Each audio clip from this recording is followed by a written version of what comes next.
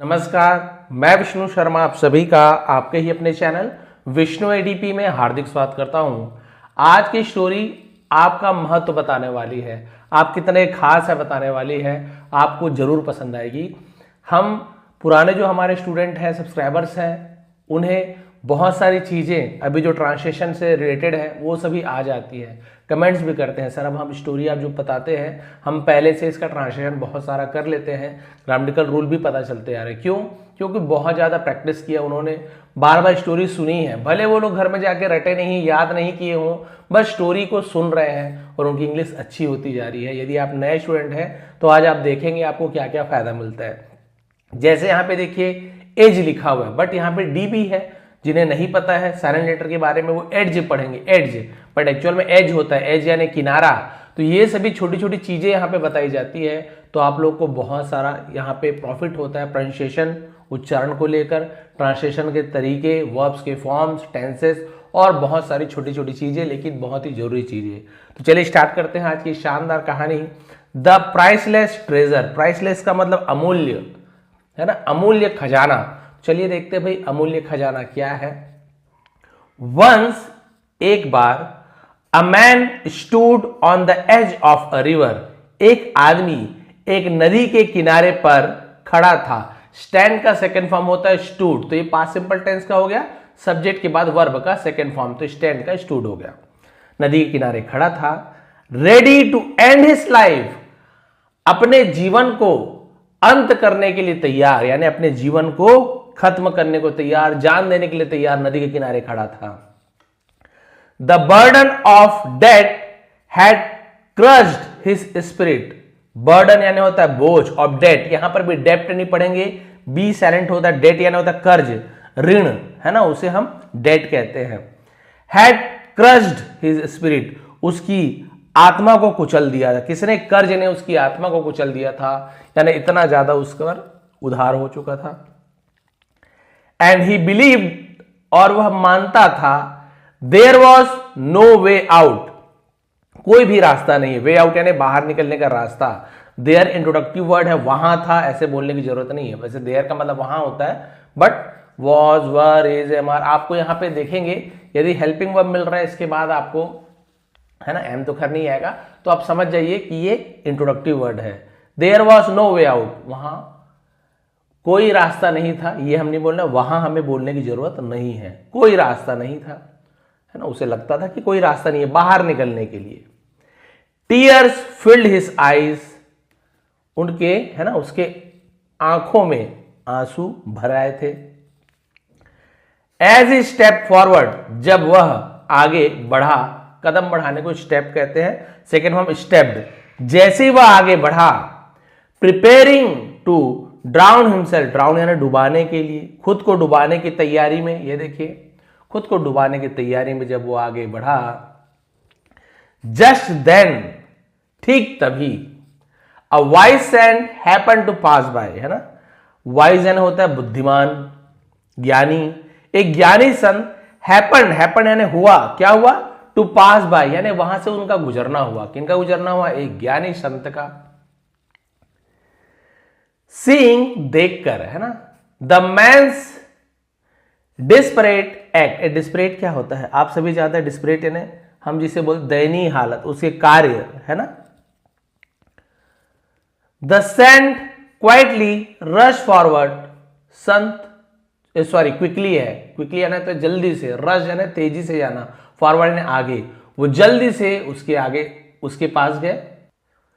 तो desperate act, उसके हताश कार्य को देखकर, हताश होकर जो वो कार्य करता, संत तुरंत उसके पास, है ना, आगे बढ़े।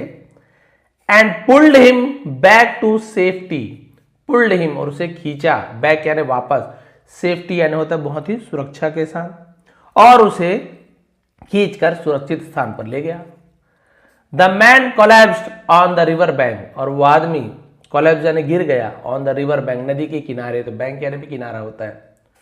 सोबिंग अनकंट्रोलेबली, है ना, अनकंट्रोलेबली, तो कंट्रोल आपको पता है उसी का अनकंट्रोल हो गया, मतलब जिस पर नियंत्रण ना हो सके, और फूट फूट कर रोने लगा।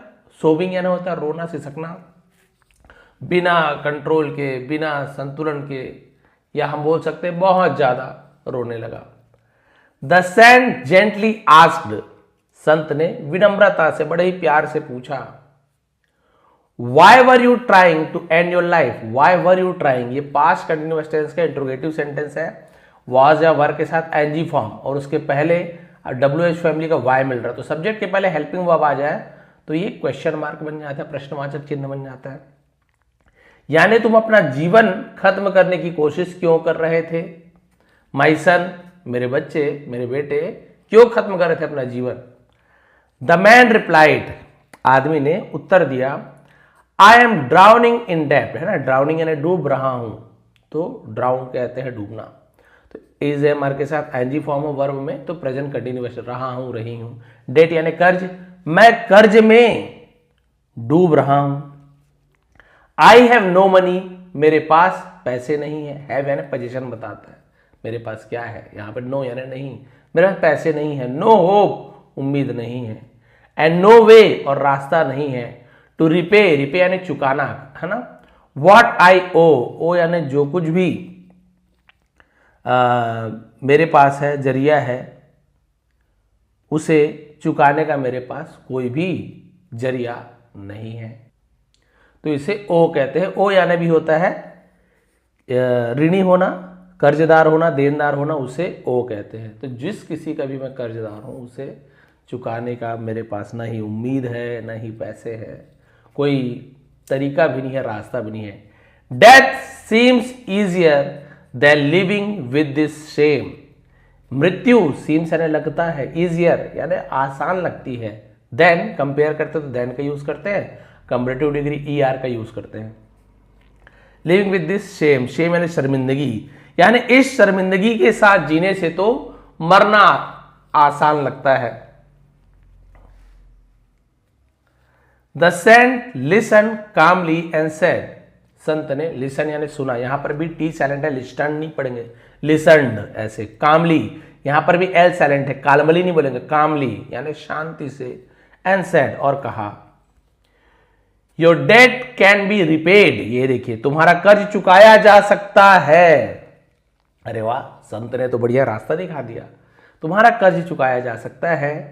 आई possess a priceless treasure, possess यानी मेरे पास क्या है, एक अनमोल खजाना है। पजेस यानी अधिकार को बताता है ना, मेरे पास है, अनमोल खजाना है। कम विथ मी, मेरे साथ आओ। And we will settle your debt today, we will settle, तो विल फ्यूचर टेंस से गा गीगे, सेटल यानी निपटारा कर देना, भाई काम बना देना, सेटल कहते हैं। योर डेट टूडे, आज हम तुम्हारा कर्ज चुका देंगे, सेटलमेंट कर देंगे भाई कर्ज का, चिंता मत करो। कंफ्यूज्ड बट क्यूरियस, हालांकि वो कंफ्यूज था, असमंजस में, लेकिन उत्सुकता से, उसके मन में जिज्ञासा थी, क्यूरियोसिटी थी कि ऐसे कैसे हो सकता है, लेकिन फिर भी जानने की इच्छा थी कि आखिर कैसे उनके पास इतना खजाना है, कीमती खजाना है। The man followed the saint to the mansion of a wealthy merchant, आदमी फॉलोड यानी अनुसरण करना, पीछे पीछे जाना, संत के पीछे पीछे गया। टू प्रपोजिशन है, मेंशन यानी होती है हवेली को मेंशन कहा जाता है। Of a wealthy merchant, wealthy यानी होता है धनवान, मर्चेंट यानी व्यापारी। तो संत ने क्या किया, आदमी ने संत के पीछे पीछे गया, एक धनी व्यापारी के महल तक गया, उसके हवेली तक गया। The sand whispered something into the merchants year, संत ने विस्पर्ड यानी थोड़ा सा कानाफूसी करना, धीरे धीरे बोलना, फुसफुसाना, से विस्पर कहते हैं।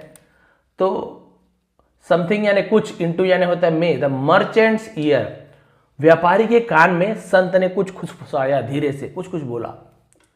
The merchant nodded and said,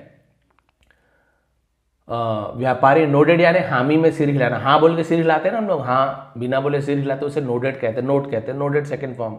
and said, व्यापारी ने सिर हिलाया और कहा 1 लाख रुपीज, 1 लाख रुपए, कान में कुछ बोले और व्यापारी बोले अच्छा ऐसी बात है, 1 लाख रुपए। द सैंड विस्पर्ड अगेन, संत फिर से खुसफुसाए। The merchant nodded once more, अब एक बार फिर, वंस मोर यानी एक बार फिर संत ने सिर हिलाया। एंड सेड, और कहा 4 लाख रुपीज, 4 लाख रुपए। पहले बार क्या बोला पता नहीं, कान में बोले 1 लाख रुपए, दोबारा फिर कान में क्या बोले संत उस पैसे वाले आदमी के, अब बोला 4 लाख रुपए। द मैन ग्रीव एंसियस, एंसियस यानी क्या होता है, जिसे मतलब बहुत ज्यादा चिंतित हो जाना, उसे एंसियस कहते हैं। बहुत ज्यादा चिंता में पड़ गया, वो घबरा गया कि आखिर बात क्या हो रही है। What deal is being made, है ना, कौन सी डील की जा रही है। ये आप देखिए यहाँ पे कोई सब्जेक्ट नहीं है, तो हम सब्जेक्ट जब नहीं होता, अब यहीं पे मान लीजिए देखिए सुनने में कैसे लग रहा है, कौन सी डील की जा रही है, रहा है, रही है, तो बोलेंगे जैसे प्रेजेंट कंटिन्यूअस टेंस है, इज एम आर के बाद आईएनजी फॉर्म लगा देंगे, बट सब्जेक्ट का तो पता ही नहीं है। यहाँ पे डील पहले लिखा गया है और ये जो डील है वो तो ऑब्जेक्ट है। तो ये कब होता है, जब कोई सब्जेक्ट ना हो। भाई जैसे मैं बोलूंगा कि दाल पक रहा है, दाल पक रहा है, सब्जी पक रही है, तो सब्जी पकाने वाला थोड़ी यहाँ पे। तो जब सब्जेक्ट ना होना तब हम ऑब्जेक्ट लिखते हैं, इज एम आर जो भी आता है, सॉरी इज आर जो भी आता है, फिर बीइंग लगाकर हम वहां पे क्या कर देते हैं, थर्ड फॉर्म का यूज करते हैं। जी हाँ, ऐसे यूज किया जाता है, रहा है, रही है, जब सब्जेक्ट ना हो। फिर यहाँ पे बोल रहा डील की जा रही है, डील हो रही है, सब्जेक्ट तो कोई है नहीं ना, इसलिए ये इसका रूल होता है ना, ऑब्जेक्ट लिखकर हेल्पिंग वर्ब लगाकर बीइंग लगाते हैं और वहां पे थर्ड फॉर्म लगाते हैं। अब देखिए ये क्या सौदा हो रहा है, आदमी चिंता में पड़ गया। What are you bargaining for, bargaining आप सभी को पता है, सौदेबाजी को बार्गेनिंग कहते हैं। आप किसका सौदेबाजी कर रहे हैं। ही आस्क्ड नर्वसली, नर्वसली मतलब घबराहट में, तो आप किस बात पर सौदेबाजी कर रहे हैं, घबराहट में पूछा, भाई ये क्या बात हो रही है, क्या क्या बात हो रही, पैसा बढ़ाया पड़ा है।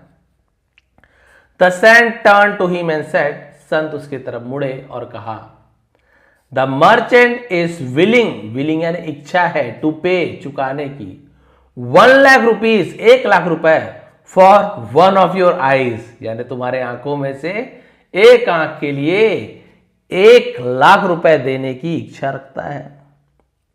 व्यापारी तुम्हारी एक आंख के लिए 1 लाख रुपए देने को तैयार है। If you give both eyes, यदि तुम दोनों आंख दे देते हो, ही विल पे 4 lakhs, लेकिन यदि तुम 2 आंख दे दोगे तो तुम्हें 4 लाख रुपए देगा। हाँ भाई, इसको बहुत पैसा है इसके पास, यही सब काम करता है, शरीर को डोनेट करता है, इधर का उधर करता है। किसी को आंख की जरूरत होगा, कोई पैसे वाले को, तुम्हारा आंख निकाल के बेच देगा ये। तो बस 2 आंख देना है तुमको, 4 लाख रुपए ऐसे मिल गया। The man step back in shock, अब वो आदमी सदमे से पीछे हट गया। वॉट, क्या, सेल माई आईज, अपनी आंखें बेच दूं, how good I live without them, मैं इसके बिना कैसे जी पाऊंगा। अब ये बोल रहे बिना आंखों के आखिर मैं कैसे जी पाऊंगा, जान बचा लिए ठीक है, अब आंखें निकाल दोगे तो कैसे जी पाऊंगा मैं। द मर्चेंट एडेड कामली, फिर व्यापारी ने शांत भाव से कहा, इफ यू गिव मी, यदि तुम मुझे देते हो, योर किडनी, यदि तुम मुझे अपनी किडनी दे देते हो, गुर्दा दे देते हो, लिवर, जिगर लिवर कहते हैं ना, एंड इवन योर हार्ट, और यदि तुम यहां तक कि अपना दिल दे देते हो, किडनी, लिवर और दिल दे देते हो, I will give you 50 lakhs, मैं तुम्हें 50 लाख रुपए दूंगा। But I can not offer more than that, लेकिन मैं उससे ज्यादा नहीं दे सकता। ये देखिए, ये जो मर्चेंट है, व्यापारी बोल रहा है, अरे 4 लाख की क्या बात करते हो, अगर तुम अपना है ना ये किडनी दे दो, लिवर दे दो, और अपना मान लो दिल भी देने को तैयार हो जाते हो, 50 लाख रुपए दूंगा, इससे ज्यादा नहीं दे पाऊंगा। भाई 50 लाख तक ठीक है। ये देखो सौदेबाजी कर रहा है वो अभी। द मैन ट्रैम्बल, ट्रैम्बल यानी कांप उठना, आदमी कांप गया, अरे बाप रे, ये तो मेरे शरीर को पूरा खोखला कर डालेंगे ये लोग। Why would I sell my body parts? उसने कहा कि भाई मुझे मैं अपना शरीर क्यों बेचूं। How can you even suggest such a thing? How can, आप ऐसे बात कैसे सोच सकते हो, सच यानी ऐसा, थिंग यानी चीज या बात को हम थिंग बोल देते हैं, ऐसी चीजें आप कैसे सजेस्ट कर सकते हो, कैसे सुझाव दे सकते हो, कैसे सोच सकते हो शरीर को बेचने का। The saint looked at him seriously and said, आदमी उसके तरफ बड़े ही, संत ने उसके तरफ बड़े ही गंभीर भाव से देखा और कहा, You are ready to throw this body away in the river, तुम इस शरीर को नदी में फेंकने को तैयार थे, डुबाने को तैयार थे। वही बोल रहे हैं भाई, जस्ट मोमेंट अगो, यानी कुछ समय पहले तुम तो इस शरीर को नदी में फेंकने के लिए तैयार थे। इफ इट इज यूजलेस, यदि ये बेकार है, भाई तुम्हारा शरीर बेकार है, मर जाओगे तो क्या ही काम आएगा, तुम्हारा शरीर तो वैसे ही बेकार हो जाएगा। टू यू, यदि तुम्हारे लिए बेकार है तभी तो तुम उसे खत्म करने जा रहे थे। Then why not sell it, फिर इसे बेच क्यों नहीं रहे हो। एंड रिपे योर डेट, और अपना कर्ज क्यों नहीं चुकाते। भाई उससे अच्छा चुका दो कर्ज को। तुम तो बोल रहे थे पैसे नहीं मेरे पास, ये देखो 50-50 लाख रुपए अभी मिल जाएगा तुमको, कुछ नहीं करना पड़ रहा है, शरीर बस दे दो। वैसे भी शरीर तो तुम्हारे लिए कोई काम का है नहीं, खत्म करने जा रहे थे तुम। द मैन फेल साइलेंट, अब वो आदमी शांत हो गया, चुप हो गया। His mind began to clear, और उसका दिमाग धीरे धीरे साफ होने लगा। ही रियलाइज दैट, उसे एहसास हुआ कि he was about to destroy, वो अबाउट टू यानी कुछ करने ही वाला था, तो अबाउट टू का यूज करते हैं, नष्ट करने वाला था समथिंग फार मोर वैल्यूबल देन मनी, यानी पैसे से भी ज्यादा कीमती चीज को वो नष्ट करने वाला था। द सेंट कंटिन्यूड, संत ने आगे कहा, यू से यू आर पुअर, तुम कहते हो तुम गरीब हो, येट, है ना, फिर भी your eyes alone are worth lakhs, तुम्हारी आंखें 1 लाख के बराबर है। अब ये तो संत बोल रहा है, वहां पता नहीं कौन सा खरीदार है, लेकिन एक्चुअल में यदि भाई है ना ऐसे बताना चाहूं, मान लीजिए किसी की आंखें कोई कई लोग डोनेट कर देते हैं, बट बहुत सारे हॉस्पिटल में उसकी पैसा लेते हैं, या कोई पैसों के लिए डोनेट करते हैं, तो पूरे आंख को तो निकालते नहीं है, शायद उसके रेटिना या है ना कुछ निकाला जाता है, उतनी जानकारी नहीं है, बस उसे निकाल के लगाया जाता है। तो 1 लाख क्या बोल रहे हो, कई लाख रुपए में नहीं मिलेगा किसी को रोशनी, कई लाख रुपए में नहीं मिलती रोशनी, तो 1 लाख फिर भी कम ही बोल रहा है। Your heart, your organs, organs यानी अंगों को ऑर्गन्स कहा जाता है, तुम्हारा दिल, तुम्हारे अंग, योर लाइफ, तुम्हारा जीवन, दे आर प्राइसलेस, अमूल्य है। एंड स्टिल, और फिर भी, you think you have nothing, और तुम सोचते हो तुम्हारे पास कुछ भी नहीं है। बताइए कितना महंगा, कितना कीमती शरीर है। मैं भाई तुम्हें ही कह दूं कि आप अपना एक हाथ दे दो भाई, 4 लाख रुपए दूंगा, नहीं भाई, कितना ही गरीब हो, अपना हाथ काटने को तैयार नहीं है। Tears stream down the man's face, और आदमी के चेहरे पर आंसू बहने लगे। बट दिस टाइम, लेकिन इस बार, they were tears of realisation, realisation and एहसास, लेकिन इस बार वो एहसास के आंसू थे। उसे एहसास हो गया कि भगवान ने मुझे इतनी कीमती वस्तुएं, इतना कीमती अंग प्रदान किया है जिसका तो कोई अनुमान ही नहीं लगा सकता। ये व्यापारी हो सकता है 1 लाख दे रहा हो, कोई मुझे 10 लाख दे दे एक आंख का, जैसे जैसे जिसकी जरूरत है वैसे वैसे इसकी कीमत बढ़ सकती है, लेकिन उसके बाद भी मैं देने को तैयार नहीं हो रहा हूं। मतलब कितनी कीमती है शरीर हमारे लिए कि हम इसे देने को तैयार नहीं है। आई अंडरस्टैंड नाउ, अब मुझे समझ आ गया। ही सेड सॉफ्टली, उसने धीरे से कहा, माई बॉडी माई लाइफ, मेरा शरीर मेरा जीवन, they are the greatest treasure, वे सबसे बड़े खजाने हैं। I was blind to my own worth, मैं अपनी ही कीमत को लेकर क्या था, अंधा था, मैं अपनी ही कीमत नहीं पहचान पाया। द सैंड स्माइल जेंटली, संत धीरे से मुस्कुराए। प्रॉब्लम्स में बी हैवी, उन्होंने कहा कि समस्या बोझिल हो सकती है, but life is heavier in value, लेकिन जीवन का मूल्य कहीं अधिक है। कितनी भी बड़ी परेशानी हो, लेकिन आपको अपना जीवन नहीं त्याग करना है। Date can be repaid with effort, जो आपके ऋण है वो एफर्ट, कोशिश से चुका सकते हैं। टाइम, समय के साथ, एंड पेशेंस, और धैर्य के साथ आपका ऋण चुकाया जा सकता है। But one's life is gone, लेकिन एक बार जीवन चला जाए, इट नेवर रिटर्न्स, वो कभी भी नहीं लौटता। The man bowed before the sand with gratitude, आभार में, है ना, शुक्रगुजार जिसे कहते हैं। व्यक्ति ने कृतज्ञता पूर्ण संत के सामने सिर झुका लिया, बाउड, झुकाना। He decided to work hard, उसने कड़ी मेहनत करने का फैसला लिया। फेस हिज स्ट्रगल्स ब्रेवली, और अपने संघर्षों को बड़े ही बहादुरी से सामना किया। And repay his debt step by step, और धीरे धीरे करके अपने कर्ज को चुका दिया। दैट डे, उस दिन, he did not just escape death, escape यानी बच जाना, वो केवल मृत्यु से बच नहीं निकला उस दिन। He discovered the priceless treasure he already possessed, उसने अपने अनमोल खजाने को भी खोज लिया जो उसके पास पहले से ही मौजूद था। उसके पास खजाना था लेकिन उसे पता नहीं था। हिज लाइफ, अपने जीवन का, है ना।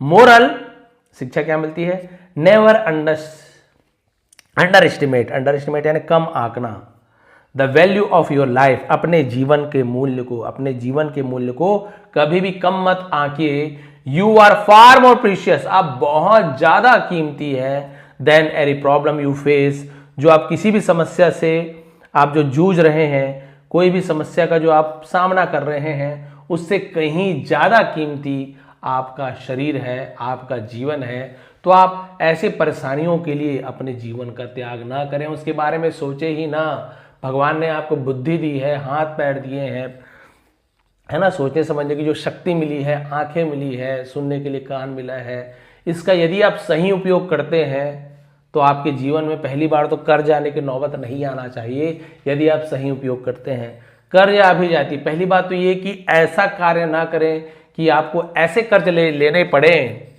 कि आप उसे चुका ही ना सको। कई बार ऐसी अवस्था आ जाती है, कुछ भी कर लो वो कर्ज आप चुका ही नहीं पाते, फिर अंतिम वही करते हैं लोग जो आप सभी जानते हैं, जान दे देते हैं।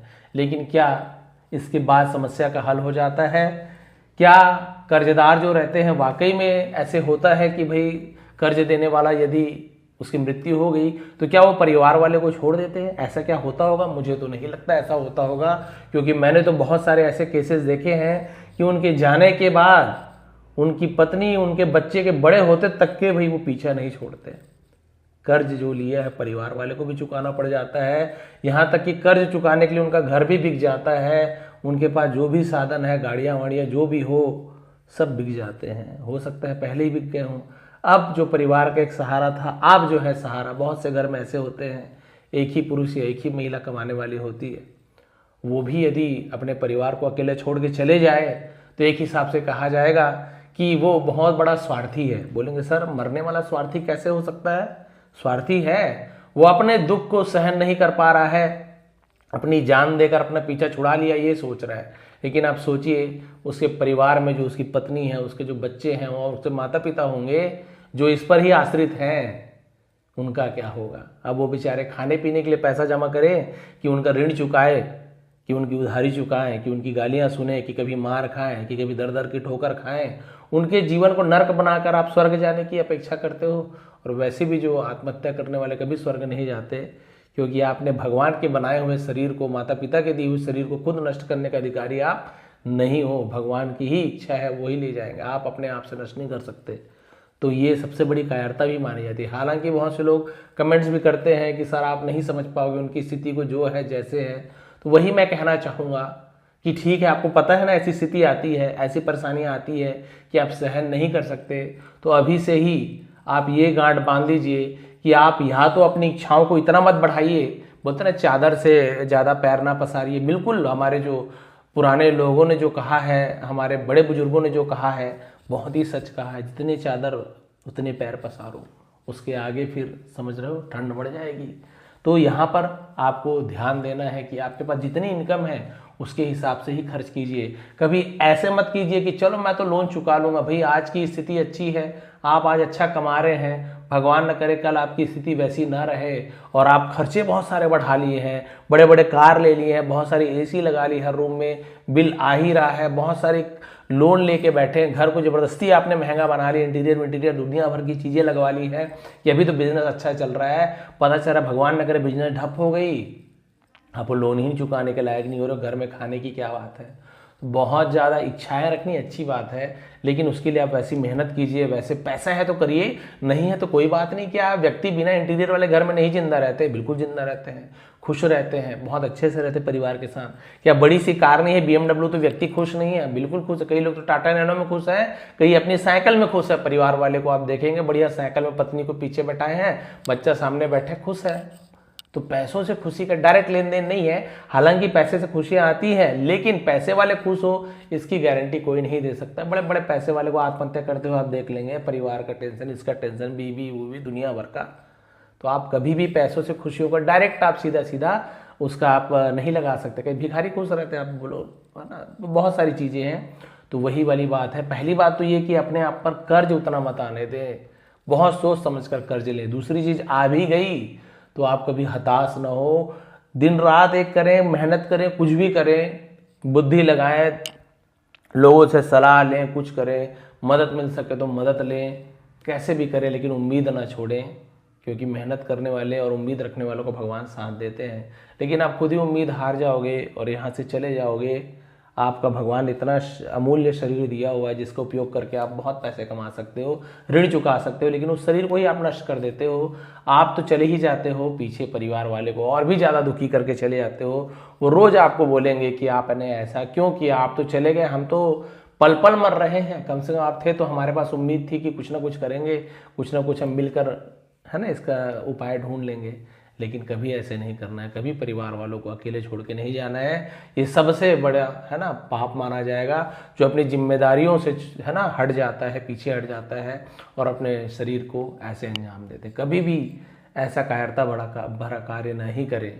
और हमेशा मैंने जैसे कहा कि ऐसा कार्य करें, ऐसा बुद्धि से काम ले कि आप पर उतना ज़्यादा ऋण कभी भी ना आए। ऋण आए भी तो इतना आए कि आप भाई कुछ 2-4 चीज़ बेच के उसे चुका सको, ऐसी स्थिति आ जाए, ठीक है। लेकिन आपने ऐसा ऋण ले चुका है कि आप अपना पूरा, है ना, पूरा गांव बेच दो, अपना पूरा ज़मीन जायदाद बेचने के बाद भी ना चुका पाओ, तो ऐसा कर्ज आपने लिया ही क्यों, है ना। ऐसे आपको विचार से, दिमाग से कार्य करना है। अभी भी समय है। यदि आपके पास ऋण भी है, आप बहुत ज़्यादा परेशान हैं, तो आप बहुत ज़्यादा घबराइए मत। बहुत सारी उम्मीदें होती है, मंत्रियों के पास जाइए। बहुत सारे ऐसे रहते हैं, ऐसे नहीं कि मंत्री भाई सब वो रहते हैं, कई लोग दिखावा के लिए ही कर दें। कई बार फंड रेज भी होता है, बहुत ज़्यादा परेशान है, 2-4 दोस्तों को पता है, कुछ ना कुछ हो ही जाता है। आप लोग देखेंगे बहुत सारे लोग बहुत ज़्यादा बीमार हैं, पैसा नहीं है, या आपने सोशल मीडिया में देखा होगा कोई ढाबे वाला बेचारा है, पैसा नहीं कमा पा रहा है, तो कई बार तो ऐसे लोग सेवा कर देते हैं, इतना पैसा दे देते हैं, अकाउंट ब्लॉक हो जाता है उनका। कई बार ऐसे भी होता है, लेकिन सबके साथ ऐसा नहीं होता है। लेकिन बताया ना, कुछ ना कुछ उपाय कहीं से निकल जाता है। तो उस उपाय के उम्मीद में ही आप जीवित रहिए। अपने शरीर को कभी भी आप त्यागने का मत सोचिए, अमूल्य है, यही सबसे बड़ा खजाना है। तो बताएंगे आज की स्टोरी कैसे लगी, पसंद आए तो प्लीज़ लाइक करेंगे, कमेंट करेंगे। इसका पीडीएफ नीचे डिस्क्रिप्शन में लिंक है विष्णु एटीपी टेलीग्राम का, वहाँ बढ़िया क्लियर पीडीएफ मिल जाएगा। फिर से रीड करके देखेंगे आपको कितना समझ आया। आप सभी का बहुत बहुत धन्यवाद। आपका दिन शुभ रहे। यदि नए हैं तो प्लीज़ सब्सक्राइब कर लीजिए। ऐसे इंटरेस्टिंग तरीके से हम यहाँ पे इंग्लिश सीखते हैं और बहुत अच्छी आपकी इंग्लिश होती जाएगी। बहुत बहुत धन्यवाद।